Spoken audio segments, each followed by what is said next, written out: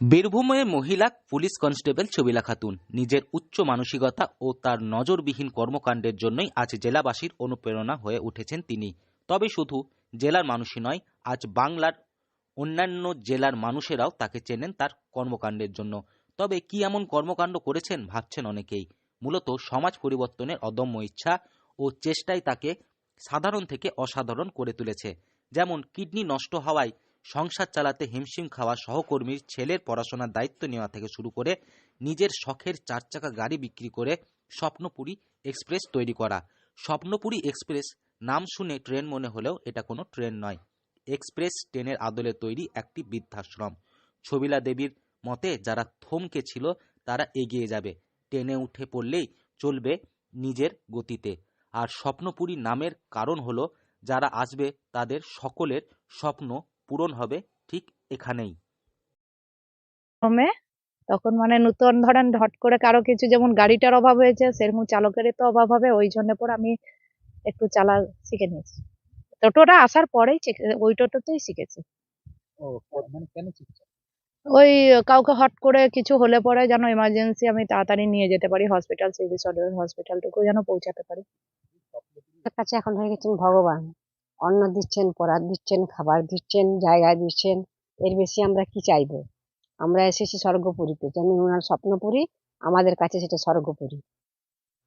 উনি খুবই ভালোবাসেন। আপনাদের জন্য টোটো চালানো উচিত। হ্যাঁ, তো আমরা ঘুরতে যাওয়ার ইচ্ছা আছে। এবারে যেদিন উনি নিয়ে যাবেন, উনার ইচ্ছাতেই আমাদের ইচ্ছা। যেদিন নিয়ে যাবেন সেদিন নিশ্চয়ই যাবো। আপনারা বলেননি কখনো? না, এই তো টোটো 2-4 দিন হলো কিনেছে। আমরা কালকে গেছিলাম পাথরচাপি, ঘুরে এলাম, ঠাকুর দর্শন করে এলাম।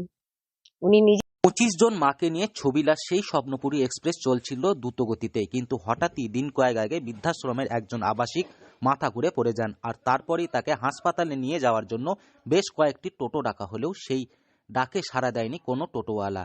স্বাভাবিকভাবেই দেরিতে হাসপাতালে নিয়ে যাওয়ায় কারণে কিছুটা ব্যাহত হয় তার চিকিৎসা। আর এরপরে বৃদ্ধাশ্রমে মায়েদের জন্য একটি টোটো কেনার ইচ্ছে জাগে ছবিলা খাতুনের মনে।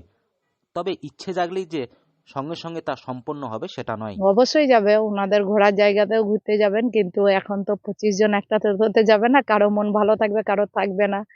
ওই জন্য পরে গাড়িতে তখন নিয়ে যাওয়া হবে। তবে এই টোটোতে ওরা যে সামান যেটা অভাব ফিল করেছিলাম, যেটা ওরাও চিকিৎসার ক্ষেত্রে করে, সবাই তো একসঙ্গে রোগে পড়ে না। পড়লে পরে যে পড়বে তাকে আমি যেন চট করে হসপিটাল পর্যন্ত পৌঁছাতে দিতে পারি।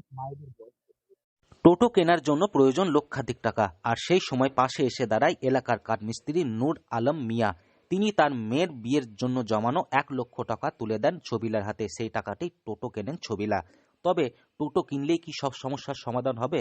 দরকারি পরিস্থিতিতে কি টোটো চালানোর জন্য লোক পাওয়া যাবে? এই কথা ভাবতে ভাবতেই তিনি নিজের মনের মধ্যে স্থির করেন তিনি টোটো চালানো শিখবেন। আর ভাবার সঙ্গে সঙ্গেই তিনি শুরু করেন টোটো চালাতে। বীরভূম থেকে শোভি রায় রিপোর্ট, লোকাল 18 বাংলা।